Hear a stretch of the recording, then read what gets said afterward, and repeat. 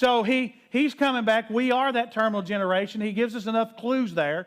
But the big clue was Israel getting control of Jerusalem and going out of the hands of the Gentiles. And then he throws, after that, he starts putting all these signs. Start watching for these signs. We're seeing them. And then he says, and the last thing he wants to tell us as he concludes this message on the end of time and how things are going to turn out, he says, take heed to yourselves. Tell your neighbor, say, take heed. Go ahead and tell them that.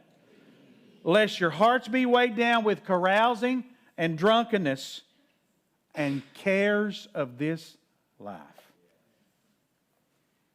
He said, be careful. This generation, be careful. Because there's going to be so many things to distract us, to get our attention, to cause us to go the wrong direction. He says, be careful.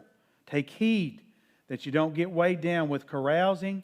That's the lifestyle of the world, the partying, the culture, the drunkenness, and that could be any substance, just one, and the cares of this life. That day comes on you unexpectedly. I'm watching these eclipses. You know what I think about them? Unless God, and He could give me a word, or He could give you a word. Don't I just have to give the preacher a word and give you a word? He could give me a word and say, Matt, you need to prepare your people. There's an earthquake coming in the month of October after this. He could give that. He's done that before. But whether He gives me any more information or not, I know that's Him causing that eclipse.